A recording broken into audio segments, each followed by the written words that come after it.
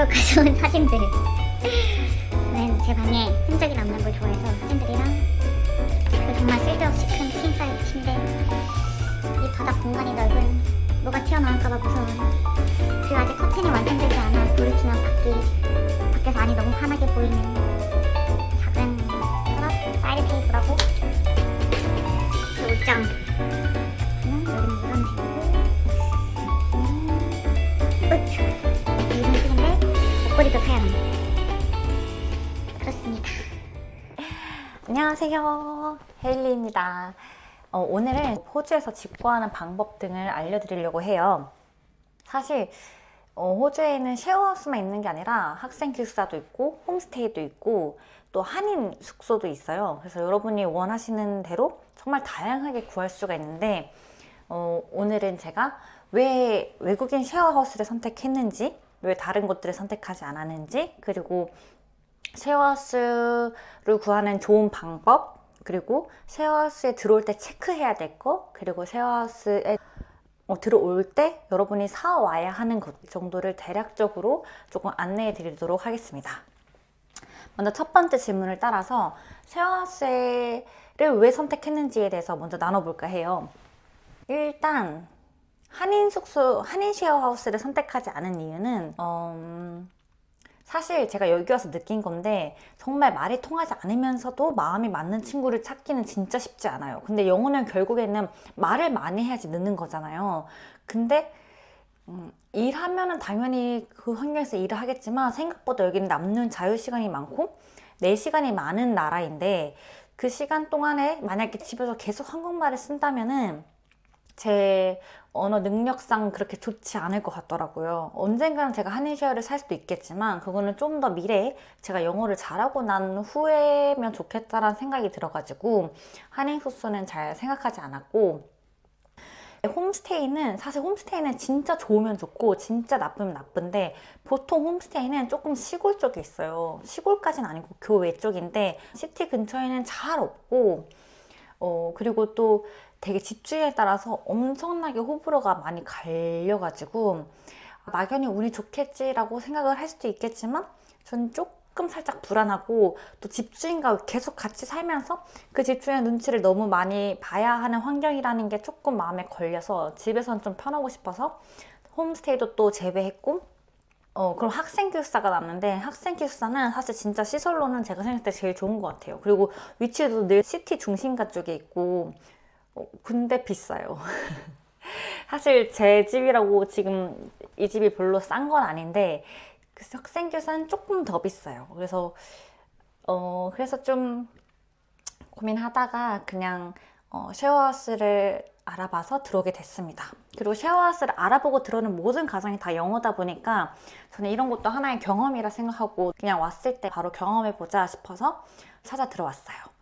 구할 수 있는 방법들은 되게 다양해요. 만약 여러분이 한인 쉐어하우스에 살고 싶다 그러면은 썬브리즈번이라고 호주에 사는 한국인들을 위한 사이트가 있거든요. 거기서 다 구하실 수 있고, 그거 외에도 검트리나 플랫메이트나 학생 기숙사조차도 외국인 그 사이트가 있어요. 그 사이트들에서 찾으실 수 있으시고, 제가 그것들은 더보기란에 조금 더 자세히 적어 놓도록 할게요. 제가 알고 있는 몇 가지 사이트들이 있는데 여러분도 한번 보시고 비교하면서 하실 수 있으면 좋을 것 같고, 그 외에는 이제 어플로는 플랫메이트랑 페이스북이 있어요. 이 두 개가 제가 생각했을 때 가장 대중적이고 가장 많이 쓰는 것 같아요. 저도 플랫메이트로 이 집을 찾게 됐고요. 처음에 왔을 때 플랫메이트를 쓰다 보면은 사실 영어도 잘 모르고 되게 어렵긴 한데, 일단 플랫메이트는 무료 버전이 있고 유료 버전이 있어요. 유료 버전도 10일 버전이 있고 30일 버전이 있는데, 제 생각에는 요즘 진짜 집을 구하기 어렵긴 해도 정말 집 구하는 거에만 온 전력을 쏟으면은 10일 만에 구할 수 있다고 생각을 해요. 그래서 10일 버전으로 사는 걸 추천합니다. 현지인들도 다 유료 버전을 사서 사용하고, 플랫메이트가 무료 버전으로는 집을 찾는데 조금 한계가 있어요. 그래서 웬만하면은 그냥 유료 버전 구매하셔서 10일이 좀 촉박할 수도 있긴 한데, 그러면 넉넉하게 30일 버전을 구매하시는 것도 추천해요. 또 플랫메이트 사용해본 다른 친구가 알려준 건데, 만약 30일 버전을 쓰면은 버전이 끝날 때 더 사용하지 않겠어 라고 무료 기간으로 조금 며칠 더 준다고 하더라고요. 그래서 되게 넉넉하게 사용할 수 있는? 하지만 조금 가격 차이가 조금 있어요. 그래서 잘 고민해 보시고, 여튼 무료 버전으로는 조금 한계가 있다. 플랫메이트를 하시게 되면은 그 본인 리스트를 만드는 곳이 있어요. 본인이 거주할 기간? 저희가 집 찾을 때 보는 대부분 기본적인 것들을 다 입력해 놓는 나만의 리스트를 만드는 공간이 있는데, 그게 여러분이 메이트가 되는 거예요. 메이트로서의 리스트를 올리는 거죠. 나는 뭐 3개월에서 6개월 정도 이 시티에 거주할 예정이고 어느 지역을 찾아보고 있어. 그리고 나는 되게 프렌들리하고 아웃고잉하고 되게 편한 사람이야. 누구든지 나랑 잘 맞출 수 있을 거야 라는 정도의 간단한 자기소개? 그리고 사진을 넣는 게 확실히 훨씬 더 도움이 된다고 해요. 그런 간단한 소개들을 적는 곳이 있는데, 전 사실 처음에 메이트 이 부분을 채우는 게 좀 중요한지 전혀 모르고 있다가 제가 백패커에서 만난 친구가, 제가 맨날 그 인스펙션 보고 맨날 집 찾느라 힘들어하고 있으니까 가져가서 이거 보더니 리스트 이렇게 해놓으면 안 돼 하고 다다다다다다 다 고쳐진 거예요. 너 요거도 틀렸어? 이래서 막 엄청 다 고쳐져가지고 확실히 그렇게 바꾸고 나니까 메이트 하자는 연락도 되게 많이 오고 먼저 인스펙션을 보러 오라는 연락도 되게 많이 와요. 근데 보통 먼저 인스펙션을 보러 오라는 연락은 조금 비싼 집들이 대부분이더라고요. 근데 하나 꿀팁은, 본인이 거주할 기간이 만약 최소 3개월이더라도 3개월에서 6개월이야 이런 식으로, 그리고 내가 $300 정도의 집을 본다라고 생각하더라도 350 정도로 적어놓고 이런 식으로 해놔야지 내가 실제로 인스펙션을 먼저 메시지를 보내도 그 집주인도 결국 제 리스트를 보거든요. 제가 적어놓은 그 정보를 보기 때문에 그 정보를 좀 더 넉넉하게 적어놓는 게 좋다고 하더라고요. 하여튼 친구는 호주인이거든요. 시드니인데 그 친구가 알려준 꿀팁이니까 여러분들도 참고해 주시길 바래요. 그리고 호주는 페이스북이 진짜 많이 활용돼요. 당근마켓처럼 중고 물품들 파는 걸로도 진짜 많이 활용이 되고, 잡구하는 거 그리고 집 구하는 것까지 다 페이스북으로 활용이 되는데, 저는 사실 페이스북으로 광고가 많이 올라오는 걸 봤는데 그 막 플랫메이트처럼 지역을 설정할 수도 없고 가격을 설정할 수도 없고 검색을 제가 원하는 대로 설정해서 할 수가 없잖아요. 올라온 공고를 계속 내려보는 수밖에 없는데 그게 좀 불편해가지고 그냥 플랫메이트로만 했어요. 만약 다 볼 수 있으면 보는 게 가장 좋지만 또 힘들다면 사실 플랫메이트 하나로도 막 그렇게 막 부족하다고 느껴지진 않는 것 같아요.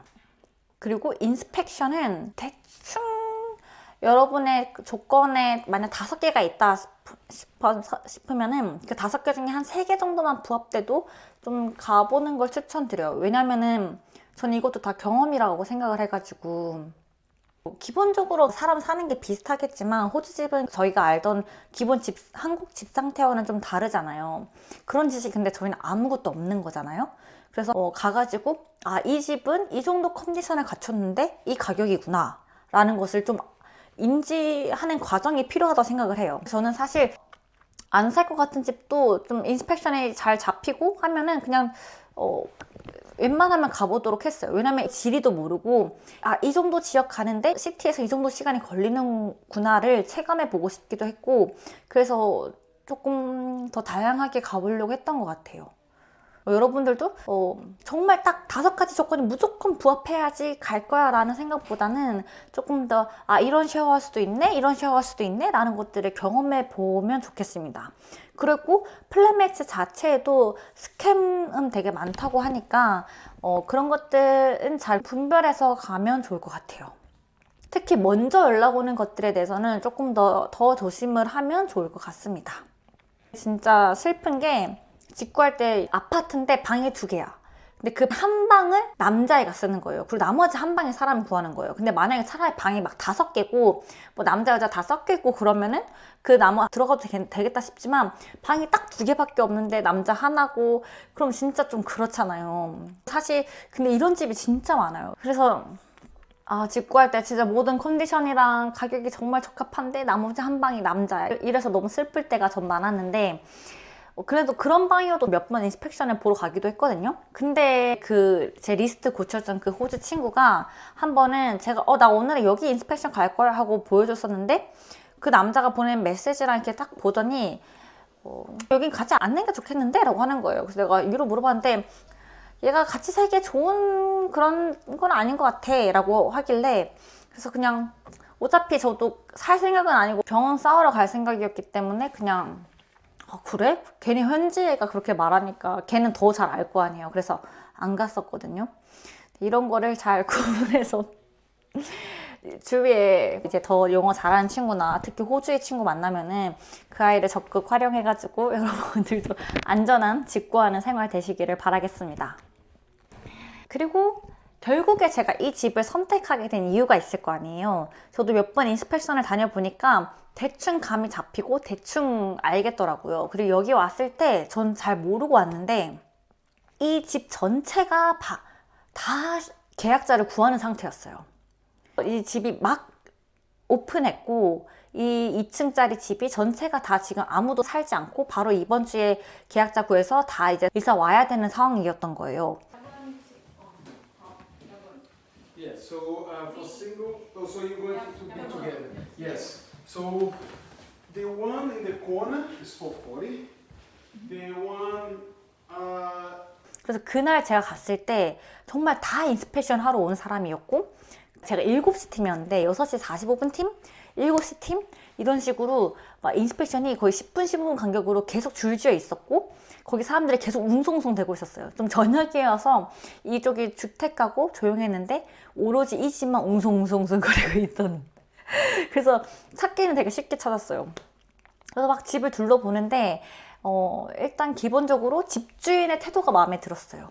집주인이 조금 젊게 사는 아저씨였고 그 아저씨가 자기는 엄청나게 많은 룰을 가지고 있다는 거예요. 그래서 만약에 너가 원한다고 하면은 그 룰을 자기가 일단 보내줄 거고 그 모든 룰에 네가 동의를 하면 그때 계약이 시작되는 거야. 이렇게 하는데 전 딱 그래 이래야지 라는 생각이 딱 들어가지고 기본적인 규칙이 있고 하면은 전체가 다 취학생들이 살아도 뭔가 기본이 잡히겠지 싶어가지고 그리고 그거에 동의하고 들어온 사람들이니까 관리가 좀 되겠구나 싶어가지고 일단 그게 마음에 들었고 방 컨디션도 사실 나쁘지 않았고 왜냐면 방금 리모델링 끝냈으니까 그리고 책상이 멀쩡하게 큰 게 있다는 게 아주 포인트였고 여기 생각보다 방에 책상을 두는 데가 별로 없거든요. 물론 이 방처럼 좀 크면은 놔주긴 하는데 기본 가구에 포함되지 않을 때가 많아가지고 책상이 있는 게 좋았고 개인키 당연히 주고 미니멈 기간이 4개월인데 4개월 뭐 나쁘지 않았고 본드비도 너무 과하지 않았고 총 사는 인원이 생각보다 많았지만 그때 인스펙션 하러 왔을 때 제가 7시 팀인데 6시 45분쯤에 와가지고 7시쯤에 나갔거든요. 그러면서 두 인스펙션 팀들을 다 봤잖아요. 근데 대부분이 좀 여자 위주인 거예요. 그래서 좀 그게 또 마음에 들었어요. 딱 여기 나쁘지 않다라고 생각이 든 곳이 그 모든 인스펙션 중에 여기가 처음이었어요. 그래서 그날 저녁에 바로 나 여기 너무 마음에 들고 여기 살고 싶어 라고 문자를 보냈고 그래서 이 집주인이 실제로 그 룰을 보내줬어요. 근데 제가 그 룰을 한번 보여드리고 싶은데 이게 진짜 이게 보일지 모르겠지만 안 보이면 뭐 이건 편집하지 뭐. 이렇게 진짜 16페이지 정도거든요. 16페이지에 달하는 룰이 이렇게 적혀져 있는 거예요. 근데 이 룰을 제가 읽어보니까 너무 기본적인 거예요. 청소는 네 방 깨끗이 해야지. 그리고 뭐 다른 공용 공간들은 돌아가면서 청소해야지. 뭐 만약에 친구를 부를 거라면은 하루 정도는 무료로 잘 수 있어. 하지만 하루 이상 머무게 되면은 자기와 얘기를 해야 될 거야. 뭐 이런 살살하지만 미리 알면 좋았을 것들.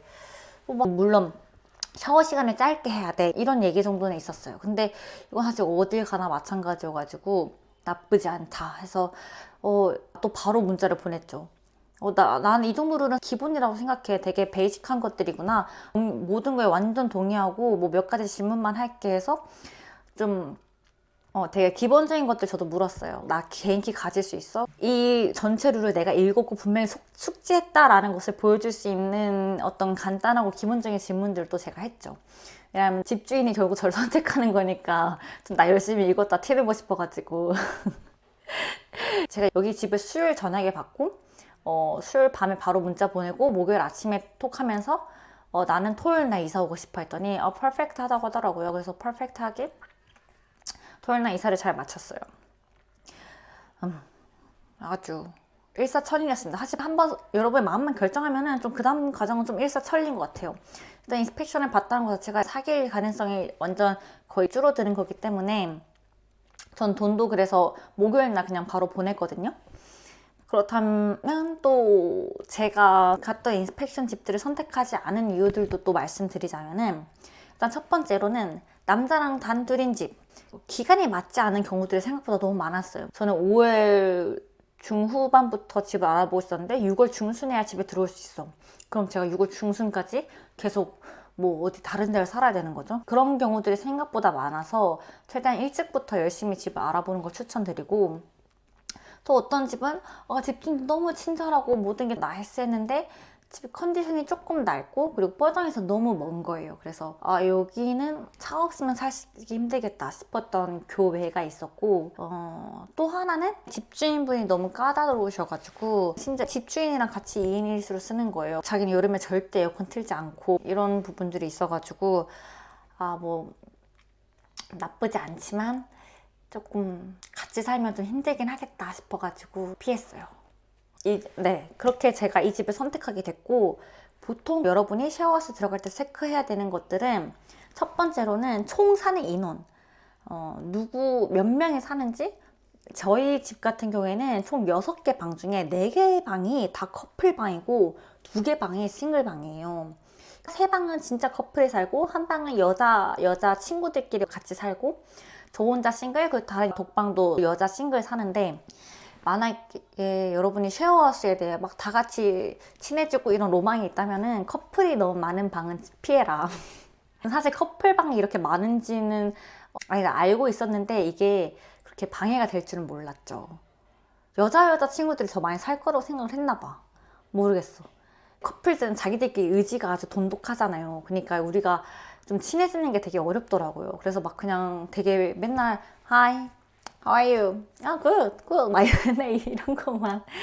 이런 것만 얘기하니까 같은 공간에 밥을 먹게 되더라도 되게 어색한 사이가 돼가지고, 사실 10명이면 2층 나눠졌다 해도 저는 솔직히 좀 많은 편이라 생각을 해요. 근데 이 집 같은 경우에는 규칙이 있고 또 집주인이 관리를 좀 잘하는 편이어가지고 괜찮을 거란 생각 아래 들어오는 거예요. 이것도 다 케바케라고 생각을 하니까 잘 살피시고 본인이 신중한 결정을 내리시면 될 것 같습니다. 또 개인 키를 제공하는지, 집주인이 개인 키를 안 주는 경우가 있다고 하더라고요. 그래서 집 안에 누군가 있어야지만 들어갈 수 있고 키를 가진 누군가만 들어갈 수 있는 그런 삶 피하시길 바랍니다. 그리고 거실 쉐어가 있다는 것을 아시죠? 호주에 방 구하기 힘들어서 또 방비가 너무 비싸서 거실을 쉐어를 주고 생활한다고 하는데, 솔직히 여기 방끼리 있어도 다 방음이 잘 되는 편이 아닌데 거실에 사람이 살면 진짜 얼마나 불편할까. 거실 쉐어생 있는 곳은 최대한 피하도록 하시고, 또 여러분이 꼭 사셔야 하는 미니멈 기간을 체킹하시길 바랄게요. 호주는 미니멈 기간을 지키지 않으면 그냥 아예 그 보증금을 다 상실할 수 있다고 하거든요. 그러니까 자신의 살 기간에 꼭 맞춰서 들어오도록 하시고, 본드비가, 보증금비가 얼마인지도 잘 체크하시기를 바랍니다. 그리고 마지막으로 이제 쉐어하우스에 들어갈 때 사야 하는 것들이 있는데, 완전 기본적으로는 이불, 베개, 옷걸이랑 세탁할 세제, 이제 세탁기가 생기는 거니까, 그리고 뭐 기본 서랍, 뭐 정리할 박스 같은 거가 필요하겠죠? 저 같은 경우에 또 침대가 딱 매트리스만 있는 거여가지고 침대 시트랑 이불이랑 베개를 다 사야 됐었어요. 근데 저는 이사 온 당일에 집주인이 이케아 간다고 하는 거예요. 그래서 이케아 가면 싸지 않나 싶어가지고 나도 같이 갈래 해가지고 집주인이랑 집주인 애인이랑 저랑 이렇게 셋이 차가 있으니까 얼마나 편한 쇼핑이에요. 집까지 데려다 주고. 그래서 갔는데 결론은 생각보다 이케아라고 다 싸지 않았다. 분명 이케아여서 싸게 산 것도 있지만 다 싸지 않았어요. 예를 들어 옷걸이 같은 경우에는 그냥 타겟에서 사세요. 타겟이나 빅W 둘 중에 하나에서 세일할 때 사는 게 훨씬 저렴해요. 심지어 베개도 그래요. 베개는 이케아에서 제일 싸게 세일하는 게 $15였거든요. 근데 타겟에서는 그냥 기본 $15 정도면 살 수 있는 것 같더라고요. 엄청 빅 세일 하지 않아도. 그래서 이게 뭐지 싶었고, 이불도 의외로 그러니까 이케아, 사실 여러분이 초반에 호주 와서 이케아 갈 일도 크게 없긴 하겠죠. 근데 혹시나 차가 있으신 분이 도전할까봐. 혹시 차가 있으면 이케아를 가지 말고 K마트를 가세요. K마트가 좀 더 저렴하다고 알고 있거든요. 그치만 차가 없어도 타겟이랑 BW 두 개 비교하는 정도면 충분히 저렴하고 좋은 거 살 수 있는 것 같아요. 옷걸이도 저는 이케아 옷걸이가 쌌는데 너무 마음에 안 들어서 안 샀거든요. 근데 타겟 가보니까 더 질 좋고 더 괜찮은 게 1달러 더 쌌어. 그래서 샀으면 진짜 빅 후회할 뻔했던 그런 제품. 이불도 근데 사실 차로 편하게 왔기 때문에 이불이랑 베개를 산 거에 대해서는 그래도 후회가 없긴 합니다. 여기는 보통 이불을 안 주는 집이다 그러면 진짜 보통 진짜 딱 침대 시트부터 자기가 다 사야 되거든요.